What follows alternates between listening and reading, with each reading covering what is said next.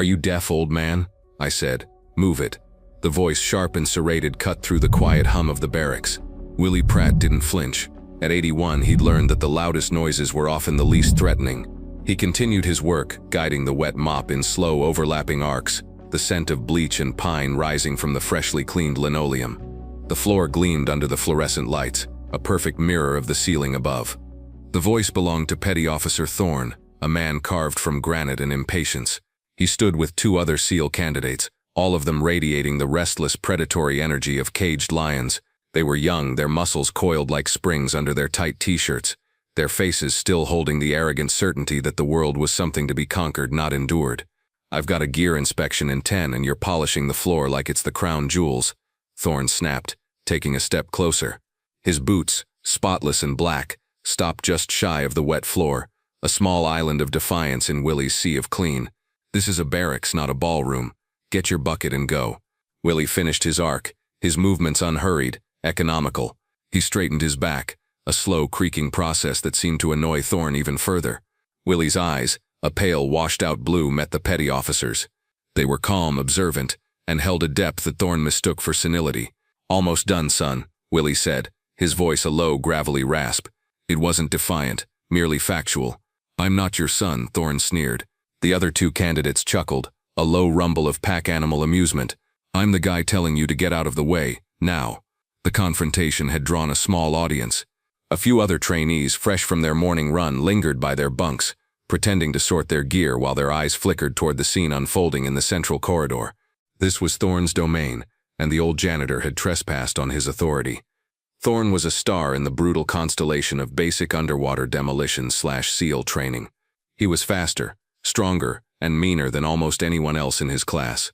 He thrived on the pain, on the instructors screaming, on the frigid shock of the Pacific. He saw the world as a hierarchy of strength, and the stooped, frail man with the mop was at the absolute bottom, an obstacle, a ghost who haunted the edges of their elite world, smelling of disinfectant and irrelevance. "You know," Thorne said, circling Willie slowly, "I don't think you should be in here at all. This is a secure area. We have mission-critical equipment, training protocols. What's to stop you from being some kind of spy, listening in, poking around?" Willie leaned on his mop, his gnarled hands resting on the worn wooden handle. "I have a clearance." They checked. Thorne scoffed, stopping directly in front of Willie, forcing the old man to crane his neck to look up at him. "You look like you couldn't remember your own name. Let me see some ID." The demand hung in the air, a deliberate escalation. A janitor didn't get asked for ID by a trainee. It was a power play, a public humiliation. Willie's gaze didn't waver. He simply reached into the pocket of his red coveralls and pulled out a worn, cracked leather wallet. His movements were steady, betraying no anger or fear. He was an island of calm in a sea of simmering testosterone. He fumbled for a moment with the plastic sleeve, his arthritic fingers struggling with the task. Thorne let out an exaggerated sigh. "Any day now, Grandpa. We've got a war to train for." Finally, Willie slid out his base access identification card and held it out. Thorne snatched it from his hand. He glanced at it, then back at Willie, a smirk playing on his lips. "Willie Pratt." "Well, Willie Pratt, your picture looks like it was taken before color was invented." He didn't return the card. Instead, his eyes drifted down to the collar of Willie's coveralls. Pinned there was a small, tarnished piece of brass. It was nondescript, barely larger than a thumbnail, with no discernible markings from a distance. It looked like a piece of junk, something found in a gutter and pinned on for no reason. Thorne reached out and flicked it with his finger. "What's this?" "Your perfect attendance award from the sanitation department." The moment his finger touched the metal, the world shifted for Willie. It wasn't a memory, not a full one.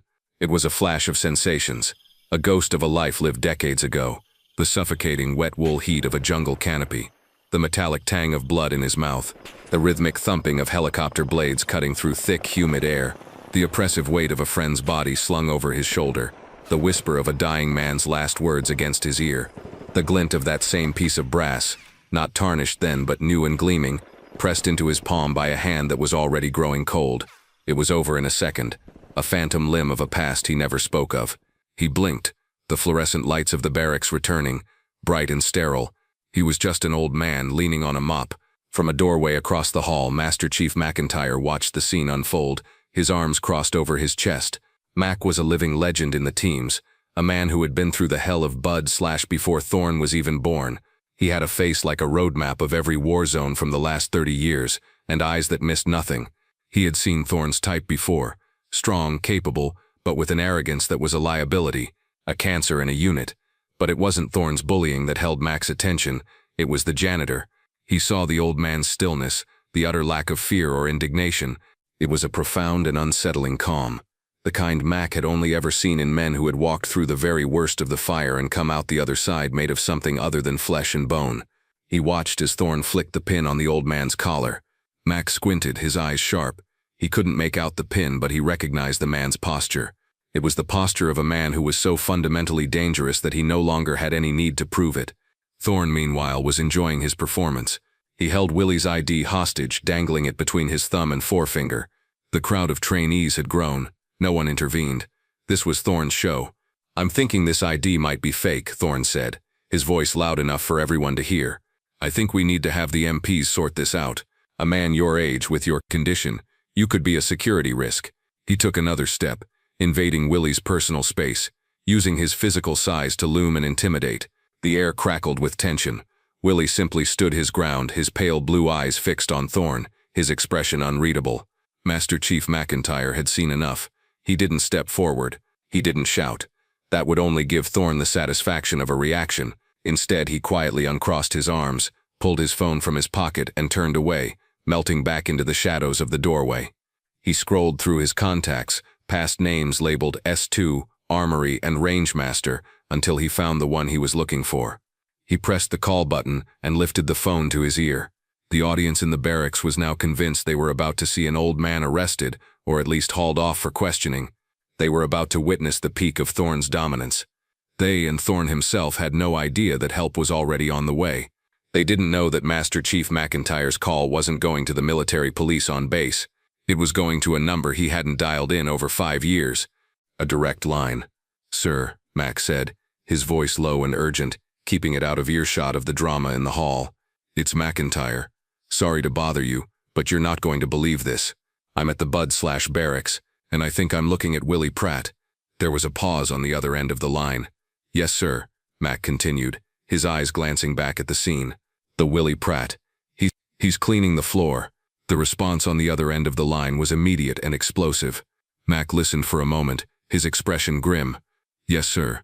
Petty Officer Thorn. He's got him cornered now. I think you need to get here fast." He ended the call, a sense of grim certainty settling over him. The cavalry was coming, and Thorn was about to learn a lesson that no amount of surf torture or log PT could ever teach him. Inside a sprawling mahogany-paneled office at Naval Special Warfare Command Headquarters, 12 miles away, Rear Admiral Franklin Pace slammed his phone down into its cradle. The polished wood vibrated from the impact. His aide, a young, crisp lieutenant, jumped in his chair. "Sir?" Admiral Pace stood up, his face a thundercloud. He was a man known for his icy calm, a commander who had navigated complex global operations from the quiet of his command center without ever raising his voice. That calm had just been shattered. "Get my car," he barked, striding towards the door and grabbing his cover from its stand. "Now, and get the base commander on the line. Tell him to meet me at the BOD/Barracks, Bravo Company, 5 minutes ago. Tell him we have a Code L event." The lieutenant, pale-faced, fumbled with his phone. He had never heard of a Code L. It wasn't in any of the manuals. "Sir, what is a Code L?" Admiral Pace paused at the door, turning back to fix the young officer with a stare that felt like it could strip paint. "L stands for legend. It means a living Medal of Honor or Distinguished Service Cross recipient is on this base, unescorted and unrecognized. In this case, it means God himself is on our soil, and one of our people is apparently spitting in his face. Move." The lieutenant scrambled into action, his hands flying across his phone as the admiral swept out of the office. The entire command staff was jolted into a state of high alert. A Code L. No one knew what it meant, but they knew the admiral's tone. It was the sound of a world about to be turned upside down. Back in the barracks, Thorn was pushing his advantage to its breaking point. Willie's silence was infuriating him, making him feel oddly powerless despite his physical dominance. He needed to provoke a reaction, to make the old man crack. "That's it. I'm done with this," Thorn declared, puffing out his chest. He reached out and grabbed Willie's thin arm. The muscle beneath the loose fabric of the coveralls was surprisingly hard, like old rope. "You're coming with me." We're going to have a nice long chat with base security. Maybe they can figure out what an old relic like you is doing here." He started to pull Willie toward the main door. It was the ultimate act of hubris, the final step over a line he didn't even know existed. The other trainees shuffled their feet, a few of them now looking deeply uncomfortable. This had gone from a simple hazing to something much uglier. But Willie did not move. Thorn pulled, but the old man was an anchor. His worn boots seemingly fused to the linoleum. For the first time, a flicker of something other than calm appeared in Willie's eyes. It wasn't anger. It was a profound, ancient weariness. The look of a man who had seen humanity at its absolute worst and was disappointed but not surprised to be seeing it again. Just as Thorn was about to give a more violent tug, a sound from outside cut through the tension. It started as a low rumble and grew rapidly into the squeal of tires on asphalt. It wasn't the sound of a single MP Jeep. It was the sound of a convoy. Heads turned. Through the large windows of the barracks, they saw a sight that made no sense. Two black SUVs with government plates and small flags mounted on their front fenders screeched to a halt, flanked by two Marine patrol vehicles, their lights flashing. Doors flew open. The base commander, a captain known for his stern demeanor, practically fell out of the lead SUV, his face ashen. He was followed by a detail of armed Marines in their dress blues, who immediately formed a security perimeter. And then, from the rear door of the second SUV, Rear Admiral Franklin Pace emerged. He was the commander of all Navy SEALs, a two-star admiral, a man whose face was known only from official photographs and base-wide addresses. He was a creature of headquarters and high-level strategy, not the gritty reality of the Bud/Barracks. His presence here was as shocking as a lightning strike on a clear day. The barracks door flew open with a crash. The base commander rushed in, his eyes wide with panic. He saw the scene, the star trainee holding the old janitor by the arm, and a look of pure horror crossed his face. Thorn, utterly bewildered, dropped Willie's arm as if it were red hot. He and every other man in the room snapped to attention, their backs ramrod straight, their eyes locked forward. Admiral Pace strode into the barracks, his presence sucking all the air out of the room. He was followed by Master Chief McIntyre, who stood grimly by the door. The Admiral's eyes, cold and furious, swept over the terrified trainees, over the panicked base commander, and finally landed on Thorn. He looked at the young, powerful SEAL candidate as if he were a piece of dirt on his shoe. But he didn't speak to him. Instead, he walked past Thorn, past everyone, and came to a stop directly in front of the stooped janitor in the red coveralls. Willie Pratt simply watched him approach, his expression unchanged. The room was utterly silent. The only sound was the distant hum of the SUV engines and the frantic beating of 24 hearts. Then, the impossible happened. Rear Admiral Franklin Pace, commander of the most elite fighting force in the world, brought his heels together with a sharp click on the linoleum floor. He raised his hand to his brow in a salute so crisp, so perfect it seemed to cut the air. "Mr. Pratt," the Admiral's voice boomed, filled with a respect that bordered on reverence. "It is an honor, sir." Thorn's jaw went slack. The other trainees stared in stunned disbelief. They were witnessing a break in the fundamental laws of their universe. A two-star admiral was saluting a janitor. Willie slowly, almost tiredly, raised a hand and gave a slight nod. It was not a return of the salute, but an acknowledgement, an acceptance. The admiral held his salute for a long moment before dropping his hand. He then turned to face the assembled SEAL candidates, his gaze sweeping over their shocked faces until it locked onto Thorn. "Do you have any idea who this is?" he asked, his voice dangerously quiet. Thorn, pale and trembling, could only shake his head. "No, sir, you don't," the admiral continued, his voice rising with controlled fury. "You see an old man, a janitor, someone in your way. You are training to be the tip of the spear, but you have no concept of the history of the steel that forged it." He gestured toward Willie. "This is Willie Pratt. In 1966, he was a staff sergeant in the U.S. Army, attached to a new, highly classified unit, a little thing called MAC-VSOG, Military Assistance Command, Vietnam Studies and Observations Group. He was running cross-border reconnaissance into Laos and Cambodia when your fathers were still in diapers." A murmur went through the room. MAC-VSOG. They were legends, ghosts from the history books. Their operations were the stuff of whispered, half-believed stories. "This man," the admiral said, his voice now ringing with a terrible clarity, was part of a 6-man team that was inserted onto a hilltop deep in enemy territory. They were compromised and surrounded by a full regiment of North Vietnamese regulars, over 1,000 of them, against 6. The admiral took a step toward Thorn, who looked as if he might faint. For 2 days and 2 nights they held that hill. Willie Pratt, armed with a rifle and a handful of grenades, personally repelled a dozen human wave assaults. When his commanding officer was hit, he took command. When their radio man was killed, he held the enemy off with one hand while calling in airstrikes with the other, directing fire so close he was deafened by the blasts and burned by the napalm. When they ran out of ammunition, they used their knives and their bare hands. By the time reinforcements arrived, only Willie and one other man were still alive, surrounded by the bodies of over 200 enemy soldiers. He pointed a finger at Thorne's chest. The tactics you are learning in this program, the small unit strategies, the very concept of unconventional warfare that you think is so modern, men like Willie Pratt wrote that book. They wrote it in blood, in the mud and the rain, a world away from here. The Admiral then turned his gaze to the small tarnished pin on Willie's collar. For his actions on that hill, he was awarded the Distinguished Service Cross, our nation's second highest award for valor. He was recommended for the Medal of Honor, but the mission was so secret it was buried for decades. This pin, he said, his voice softening with awe, is not from the sanitation department. It is a piece of the first grenade casing he ever used in combat. A reminder. The silence in the room was now absolute, heavy with shame and awe. Every eye was on Willie, who looked not like a hero but like a man profoundly tired, a man who had carried the weight of that hill for more than 50 years. Then the Admiral delivered the final crushing blow. He turned back to the petrified Thorne. "Petty officer," he commanded, his voice like ice, "unsling your weapon." Thorne fumbled with his M4 rifle, his hands shaking so badly he could barely work the clasp. He held the weapon out. "Hand it to Mr. Pratt." Thorne obeyed, his eyes wide with terror and confusion. He stepped forward and presented the rifle to the old janitor. The moment Willie's hands touched the modern polymer and steel weapon, a transformation occurred. It was subtle, but total. The weary stoop in his shoulders vanished. His back straightened. The 81-year-old janitor disappeared, and in his place stood a soldier. His hands, which had trembled holding his wallet, were now rock steady. They moved with an innate, terrifying familiarity over the rifle's controls. His grip was perfect, his trigger discipline flawless. He brought the weapon up to his shoulder in a single fluid motion, his eye aligning perfectly with the sight.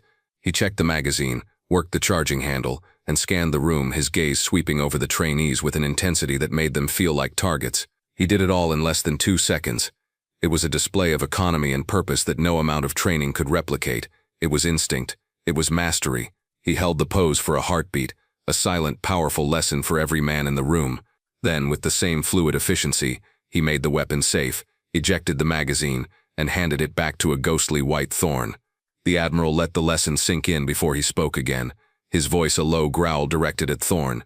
"You stand on the shoulders of giants, petty officer. And today you were spitting on the man who built the very foundation you stand on. You are a disgrace to that uniform and to the memory of every operator who came before you." He then turned to Willie, his expression softening completely. "Mr. Pratt, Willie, is there anything we can do for you?" Willie looked at the Admiral, at the terrified young men, at the mop and bucket sitting in a puddle on the floor. He gave a small, sad smile. "The uniform changes, Admiral," he said, his gravelly voice filling the silent room. "The job doesn't. Respect isn't in the rank, it's in the work. It's earned every day. In here," he said, gesturing to the barracks, "and out there." He looked at Thorne, not with anger but with a hint of pity. "The boy's just young. He hasn't learned yet that the toughest enemy is the one you see in the mirror every morning." As he spoke of earning respect, a final clear image bloomed in Willie's mind. Not a flash this time, but a full, painful memory. He was back in the mud of that forgotten hill.